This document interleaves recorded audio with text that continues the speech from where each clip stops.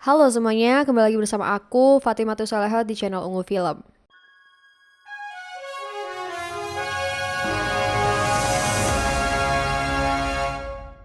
Gimana kabar kalian? Aku udah gak ngerti lagi deh mau nulis apa. Aku, buntu gue anjrot. Kali ini kita akan bahas film favoritnya Kang Lis gue waktu SMP. Apaan tuh? Apaan tuh? Apaan tuh? Judulnya Daybreakers. Film yang rilis di tahun 2009 ini menceritakan tentang kondisi bumi yang didominasi oleh para vampir. Lah kok bisa? Film ini dibintangi oleh Ethan Hawke sebagai pemeran utamanya. Beliau ini terkenal jadi antagonis di series Moon Knight dan pemeran utama di film Sinister. Oh alah, anjas, marketing lagi bos. Boleh. Sebelum kita bahas, ya kayak biasalah subscribe dulu lah. Udah mau nyentuh 2.000 nih. Kalau like-nya belakangan juga gak apa-apa sih, yang penting kalian subscribe dulu gitu. Pokoknya kalau kalian lupa, bakal kita ingetin lagi. Oke, Pini sih, Irin gimana ceritanya? Mari kita gaskan. Ceritanya di tahun 2019, dunia ini telah dikuasai oleh para vampir. Manusia yang masih tersisa akan ditangkap dan dijadikan persediaan untuk diambil darahnya. Kalau populasi vampir makin banyak, terus manusianya makin dikit, berarti apa adik-adik? Ya artinya persediaan darah itu makin sedikit dan langka. Nah contohnya kayak bapak atau mbah ini yang ngemis-ngemis butuh asupan darah. Saking butuhnya mbah ini langsung ganas ke sesama vampir. Ya udah beliau langsung diamanin tuh sama polisi. Kita kenalan dulu sama pemeran utama di film ini yang bernama Edward, seorang hematologis yang bekerja di perusahaan farmasi penyedia darah terbesar di Amerika Serikat. Gimana cara nyediain darahnya?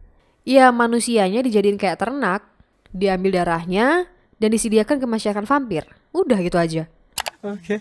Edward ikut rapat rahasia yang ngebahas tentang hasil penelitian vampir yang gak dikasih darah selama 1 bulan. Hasilnya, subjek mulainya ditandai dengan bentuk telinga yang memanjang, diikuti dengan fisik dan mental yang makin memburuk. Itu terjadi karena stok darah manusia mulai menipis. Solusinya, mereka berencana untuk membuat pengganti darah manusia. Nah, job desk-nya Edward yaitu bikin pengganti darah itu. Habis rapat, Edward dipanggil sama pimpinan perusahaan bernama Pak Bromley. Beliau basa-basi soal penyakit kankernya, sampai anaknya yang nganggap dia monster dan gak mau jadi vampir, lalu kabur dari rumah. Ya intinya Pak Bromley ini pengen mengadakan uji coba pengganti darah ke vampir. Walaupun Edward bilang kalau timnya itu belum siap sama darah pengganti. Omongan bos itu perintah mutlak mas, gak bisa ditawar. Oke. Edward balik ke lab dan ketemu sama partnernya yang bernama Christopher. Atau kita panggil Chris aja deh. Dari hasil penelitian Chris, darah buatannya terbukti aman dicoba ke hewan. Oke, yang penting yakin.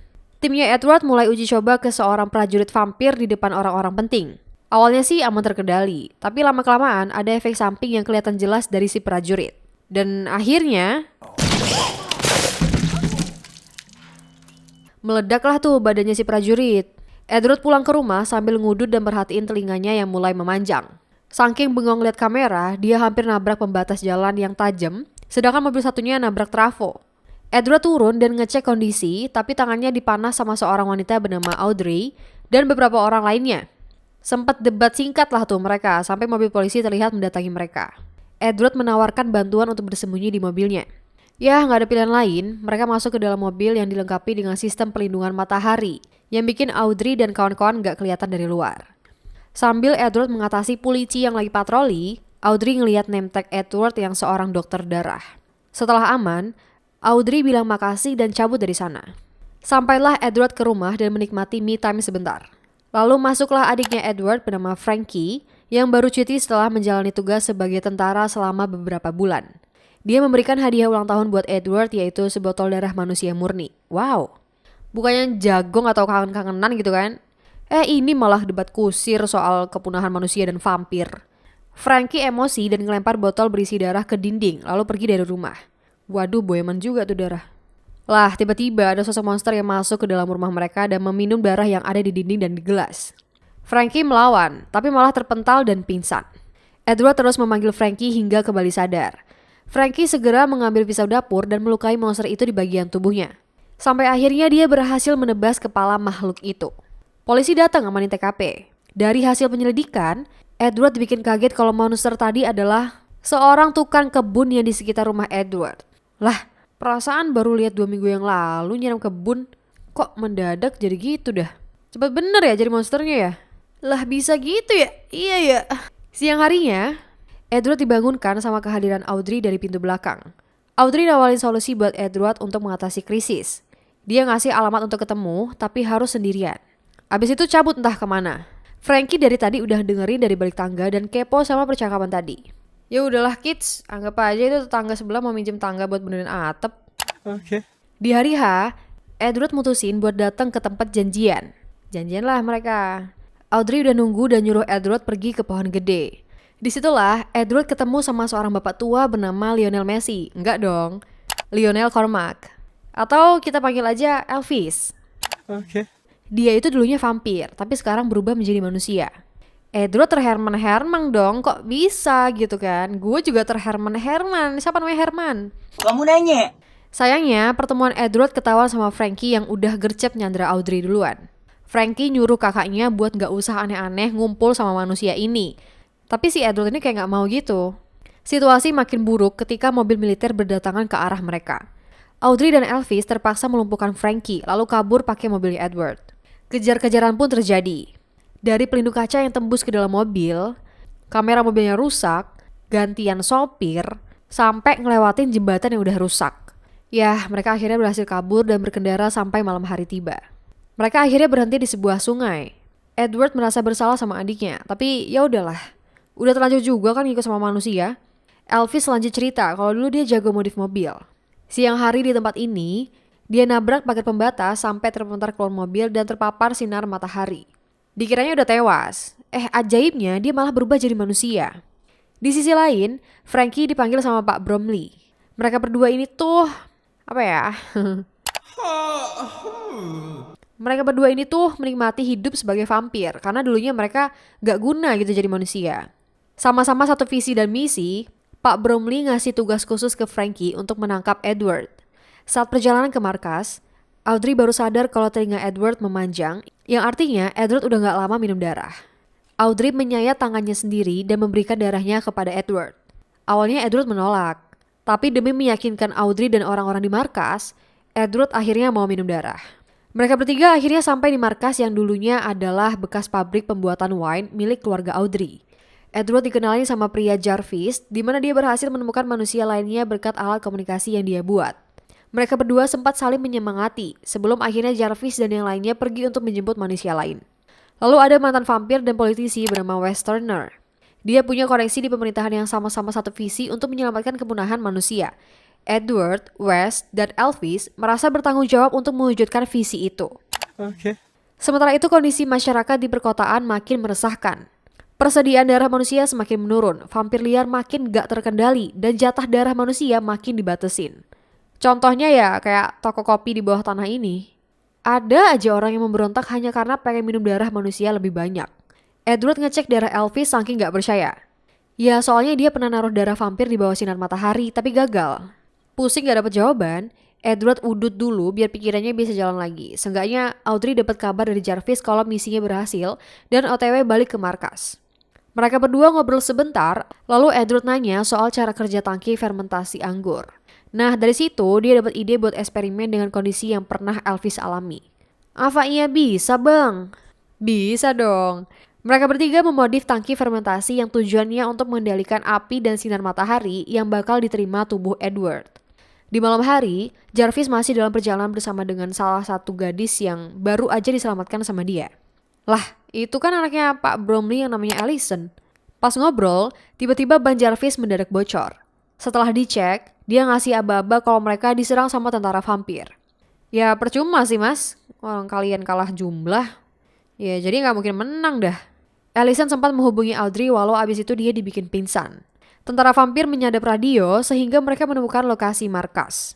Semua yang ada di markas buru-buru mengungsi pergi ke tempat yang aman. Tapi Edward menolak pergi karena kesempatan eksperimen ini tuh langka gitu.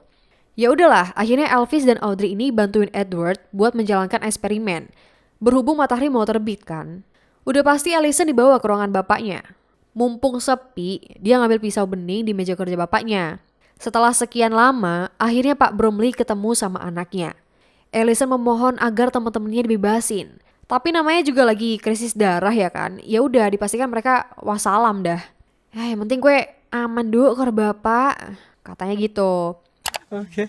Tapi Allison ini nggak mau dan malah nusuk perut bapaknya. Mau kabur, Mas Frankie datang dan getok kepala si Allison.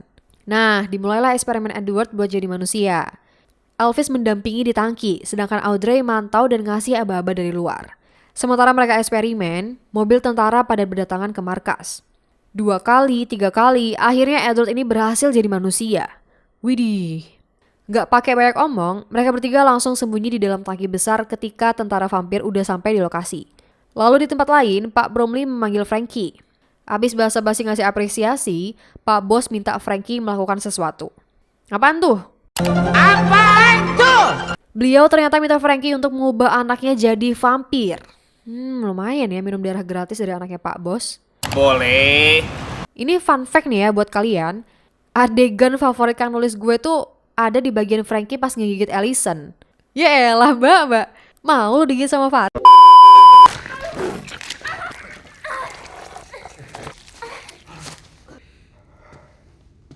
Oke lanjut.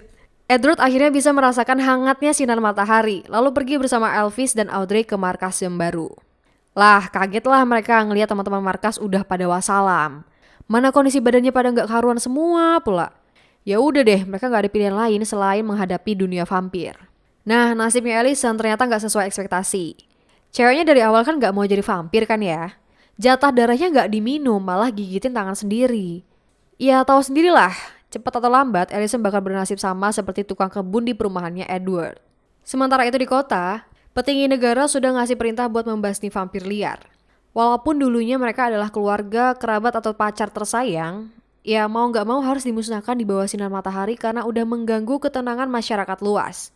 Tragisnya, Allison juga ikut dimusnahkan sebagai vampir liar. Frankie jadi merasa bersalah udah ngikutin perintah Pak Bromley. Lanjut ke Edward. Langkah pertama mereka adalah menemui Chris. Edward nawarin ke partner kerjanya kalau dia punya obat untuk mengakhiri krisis ini. Di tengah obrolan, Chris dapat telepon yang ngakunya sih dari mantan istrinya lalu pergi bentar. Tapi setelah dilihat-lihat, kok orangnya nggak ada. Audrey ngide buat ngecek keberadaan Chris. Tapi dia malah kena bius sama tentara vampir dan dibawa kabur.